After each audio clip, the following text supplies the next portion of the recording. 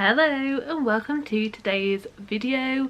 This is going to be my most memorable books of 2023. So basically I did quite a few videos at the start of this year talking about my 2023 books, including a favourites video where I spoke about my favourite books, did loads of different stuff like that, and I realised, you know, it's now almost the middle of February, it's the 8th of Feb. I realised there's some books that I'm still thinking about from reading last year, and I don't know, that's pretty interesting. And I thought I'd have a quick think about them, write some down. So any that within the last week that I've consciously thought about for one reason or another, I've wrote down and I'm going to talk to you about them. And yeah, some of them obviously were in my top 10, but not all of them were. There's 8 that I've kind of feel like I've been thinking about, and I guess kind of think about weekly because, you know, I thought about them in the last week. And I don't know, I thought it'd be interesting. So these are the most memorable books. These are the books that have stuck with me. These are the books that I'm still thinking about. And yeah, I guess they're probably the most impactful books. If I'm still thinking about them now, then they've got to have been pretty impactful, right? So yeah, that is the video. That is what we're doing, and I guess it's just time to talk about them. I'm gonna talk about all 8 of the books I've been thinking about.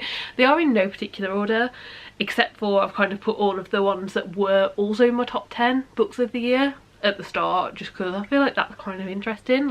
Kind of makes me think I picked my top 10 quite well if I was also still thinking about them now. So yeah, let's get into the books. So the first book that I have still been thinking about is Legends and Lattes. This is a lovely cozy fantasy book about Viv, the orc barbarian who is laying down her sword and going to the city of Foon to open her very own coffee shop. Along the way we meet a cast of characters who are all individually and together very lovable and easy to follow along with, and I think the extra cute coziness in this one for me came from the fact that everyone in the city of Foon, they haven't heard of coffee, they don't know what it is, they call it bean water and bean soup, and they really don't understand it, and there is that learning curve there for everyone as well, and it's extra cuteness in that sense.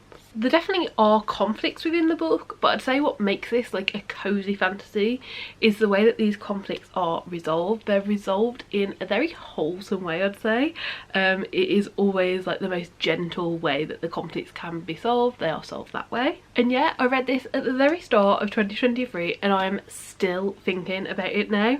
I do think one of the reasons I'm still thinking about it now is because I do own the prequel book to this one, and I do want to prioritise it and pick it up soon. It is one that I really want to get to, and because I'm trying to figure out when I can prioritise picking up that prequel, it's making me think about this one again. It's making me think about Legends and Lattes again, and how much I loved this book and fell in love with it, and it's made me super excited for the prequel as well. So yeah, that's our first super memorable book, and a book that I think will stick with me for a very, very long time. Then we have Lady of Darkness, and this could really be the entire Lady of Darkness series. I think in my official top 10 books of 2023 I included book 5 of the Lady of Darkness series. This one here, Lady of Darkness, is book 1. And the reason I decided to include book 5 in my list was because in that book everything, the entire series, is wrapped up and comes together, and it just feels so complete and so good. But really, depending on the day, depending on what I'm thinking about, it could be any book in the series. The series as a whole is just amazing. And this is my favourite series of 2023, and because of that I'm really not surprised that I'm still thinking about it. I now also own all of the Lady of Darkness books physically, and honestly the immense draw and drive that I have to just drop everything else I'm doing, drop any other reading plans, and just dive back into this series and read them physically and annotate them and really make them mine, and just get absorbed into this world again. It's so intense. It's definitely something I'm going to have to do at some point because it's just amazing. This series is about a lot of things, a lot of which I can't even mention, but in this one, in book 1 of the series, we meet our main character Scarlet, who is kind of acting as a noble lady. and we know that she's doing this to escape from something that's happened in her past, but we don't know exactly what's happened and what her goals are for doing this. And we also know she isn't actually a noble lady. She is one of the 3 most deadly assassins from the Assassins Guild in that area. And not far into the story we meet a general of a special unit, and this special unit is like a unit within the King's army. And Scarlet asks him to train her. She wants to be trained, she wants to be trained to fight, and he has no idea that this isn't some noble lady that he's training. This is a fantasy romance. There definitely is that romance subplot, but honestly the fantasy plot in this series is just so amazing, and the fantasy storyline is so amazing, and I would say that that is the main part of the books. And the more you read the series, the more books into it you get, the more this world expands and expands, but also the more you understand, and it just really works for me. Another thing I think the series does really well is concentrate on the friendships and the importance of friendships, and it also has a lot of mental health representation, and I've personally found the mental health representation in this so good. Like, I don't think I've ever seen mental health wrote about in such a way before, and there was just so much in it. And I think that's another reason that I really want to reread it, because I know there are so many lines and descriptions that really struck me when I first read it, and I want to see that again and like kind of like actually have a way to go back and look at it again now that I own them physically. So yeah, no surprise that I'm still thinking about this. It is such a memorable one, and I would be very surprised if I stopped thinking about it anytime soon. Then we have Prince of the Ancients. This is book 1 in the series, but I would say I think about book 1 and book 2 equally. Book 1 set up this world so well. Like, we really understood the world, we really got the whole setup, and we really understood our characters in this one. And then book 2 ended on such a cliffhanger that truly, I think because of that cliffhanger, I think about this weekly, if not more, because it's such a cliffhanger and I need book 3, and it really makes me think about both the ending of that book but also all the setup that we've had so far. So this is a fantasy romance, and in this we meet Draco, who is our main character and is a dragon shifter and also prince of his people.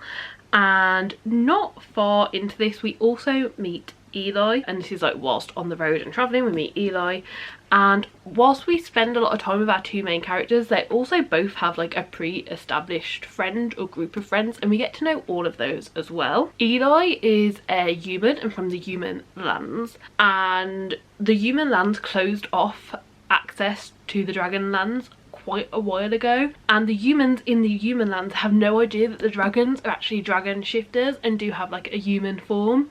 So it's very important that those secrets not be shared. So as long as Draco can keep control over his change, it should be pretty easy to stay hidden within these lands, not be found out. And the reason for like wanting to stay hidden, be in the human lands and stay hidden, is because of this mystery plot that we're following. There have been attacks on a lot of villages along the border of the human to dragon land, and Draco wants to discover who is behind this, who is behind these attacks to these villages, and we really just go from there. And although I am still thinking about this one, like I really am still thinking about this one, if I do start thinking about it a bit more logically, I do think like if it wasn't for that massive cliffhanger at the end of book 2, would I still be thinking about this one and this series? I do think I would, because we still do need book 3, but I don't think I would quite as much. But yeah, I do think that that final chapter of book 2 just made the whole thing way more memorable, and definitely something that is still thought about and still in my brain quite consistently. So yeah, cannot wait for book 3. Another one that was in my favourites video and is also in this memorable video is Every Heart a Doorway. This is book 1 of the Wayward Children series, and although I've read a lot of the books in this series, I do really stand by picking book 1 because this is really the book that made me so invested in this series, in how this magical realism world works, investing in the characters and just wanting to keep learning more and more about them. And if you've never heard of the Wayward Children series, it's a young adult magical realism series where some of the books do lean more fantasy than magical realism, and we're following children who have either just come back from another world or have found a doorway to another world, and we follow them in this world, and we really just follow these adventures, and if they are just coming back from this other world, we follow them adjusting to being back in the real world. In book 1 we follow Nancy, who has just come back from her perfect world, the world that was perfect for her, and is now in the real world and having to adjust. And we see Nancy go to Eleanor West's Home for Wayward Children, which is essentially a boarding school but just for kids who have discovered these doors and gone to this other world and are now back. And we really meet a lot of friends, meet a lot of people who are all weird and different in like the best way possible, and all have these different routes and these different worlds that they've seen and have come back from. So we learn a lot about that and the world set up and how the worlds work in this one. And also in book 1 there is a mystery subplot that I would say does over time become the main plot of the story. And there is another book coming out in this series soon, which could be why I'm thinking about it so much, thinking so much about the setup, thinking so much about all these different characters and worlds that are followed and seen, and how that's going to be in another book. But another reason that I could be thinking about it so much is this is one of the few series that my boyfriend also reads, so when he finishes a book he's a few behind me. We also get that point of like being able to talk about it, so it also does make me think about it more, I think, than if I was just reading this series and there was nothing else to talk about and discuss. But yeah, it's amazing, and I'm very, very, very happy to still be thinking about it. Then I'm sure it's no surprise that the final book on this list that was also in my top 10 list was book number 1. It was the best book of the year, and that is The Crown of Oaths and Curses. Now this one is technically a fantasy romance, but to be honest I just think of this as a fantasy right now. There are a few romance tropes that are in this book that we do learn about on the back, but it truly does just turn every trope you can think of on its head, and it's great. And I could tell you about this one and try and describe it to you, but I picked this book up having heard nothing about it and not really knowing what I was going into and getting myself into, just based off of the synopsis.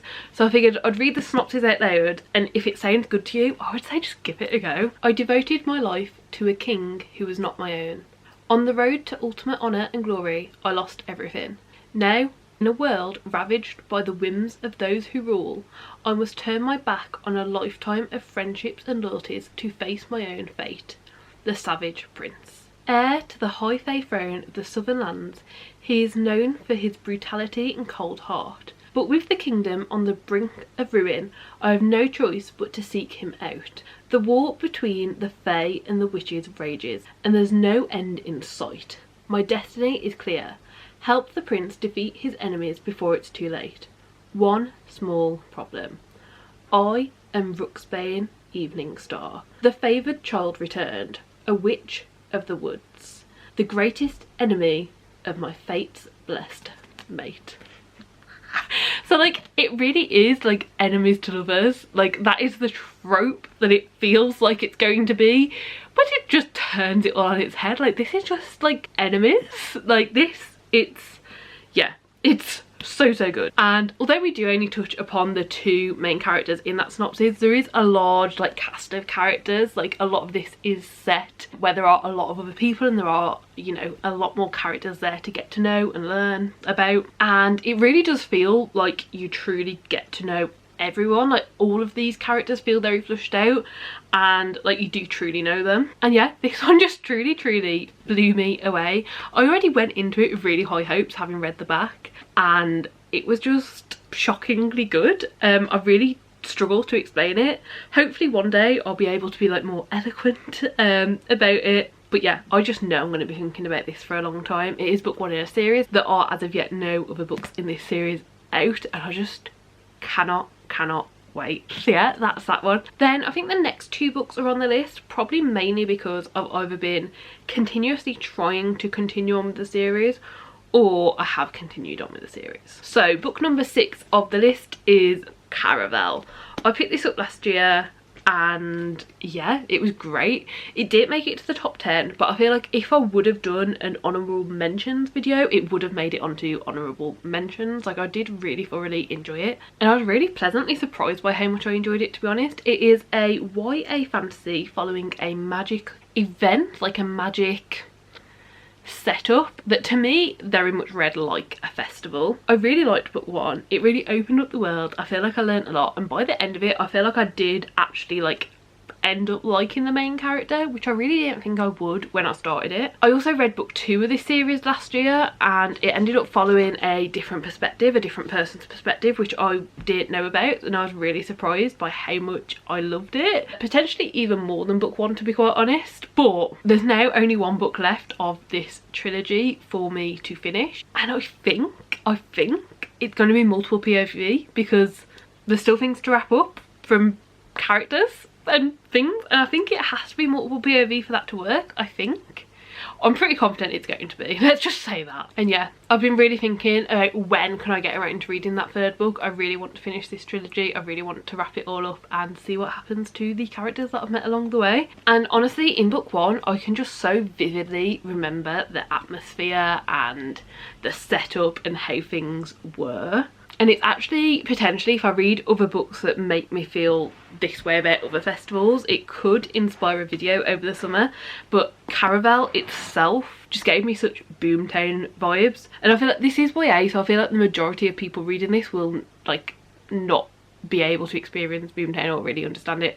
But if you're an adult picking this up and you've been to Boomtown, I would really say that this gives Boomtown vibes, and I'm definitely determined now to find other books that remind me of different festivals, yeah, and make some sort of video out of that. Maybe by this summer, maybe it'll happen in a few years time, but I definitely feel like it could happen. So yeah, that's that one. Then in a similar category of probably thinking about it so much because of just consistently wanting to continue on with this series is Glint, which is book two in the Plated Prisoner series. After book one, I really thought about what I wanted from this series, what directions I wanted it to go, and like what I felt like needed to happen to kind of justify book one. And yeah, book two really started to deliver that, but there were still ways to go.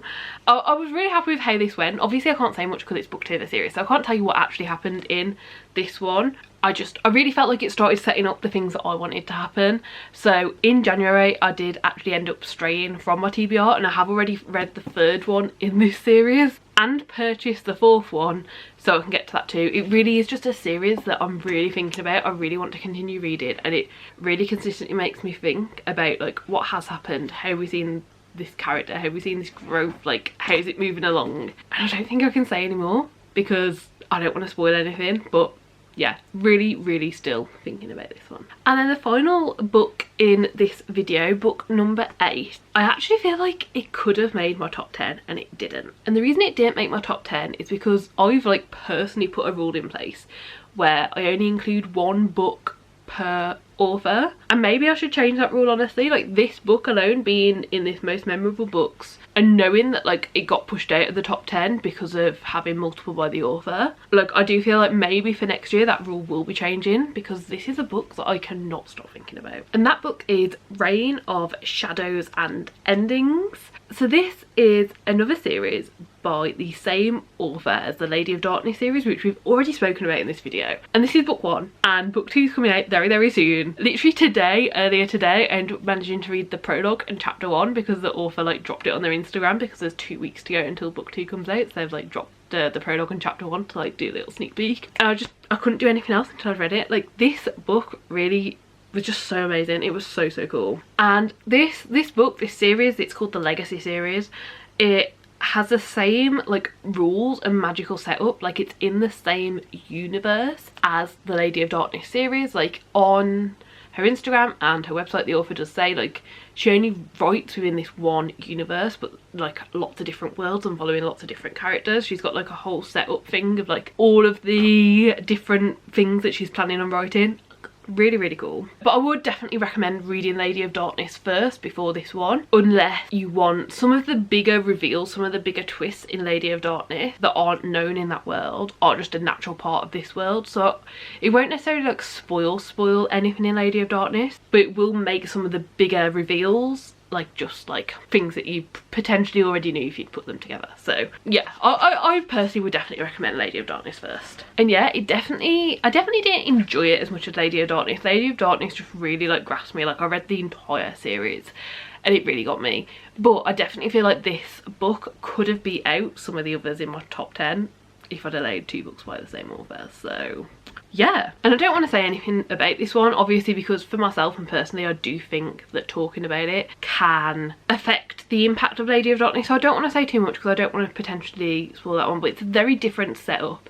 The characters that we're following are very different, and honestly I feel like book 1 was mainly set up, but like in a very cool way. Like I can't wait for book 2. It was really, really cool. And one thing I will say is I have reread this one just on audio throughout the end of January, just to kind of get myself ready for book 2 coming out, and the author is so good at subtle foreshadowing. There are so many like silly little things dropped that you would not notice unless you are rereading it. And it was just very cool to reread as well. So like I definitely want to reread so much of this stuff because I feel like I'll still get even more out of it on rereads for both of the series. And yeah, I feel like if this series keeps going in like the same trajectory as how the Lady of Darkness series did for me, and like especially in terms of like characters and world building, I can see this also becoming one of my favourite series. Like Lady of Darkness I think is one of my favourite series of all time. Like I haven't properly sat down and figured that out yet because I don't know what else will be on the list, but I really think it is. And the way that I feel after book 1 of this, if it goes in the same trajectory as Lady of Darkness, I feel like this could be a favourite series of all time too. So that's really, really exciting. So yeah, those are all of the books that I read last year, read during 2023, that I'm still really thinking about, that are still really on my mind, and I think really deserve the title of most memorable books read during 2023. Yeah, I hope you enjoyed this. I know it's a bit of a like sillier, chattier video, but I hope you enjoyed it all the same. Please do give it a like if you did like it, subscribe down below if you haven't done already, and hopefully I will see you next time. Bye!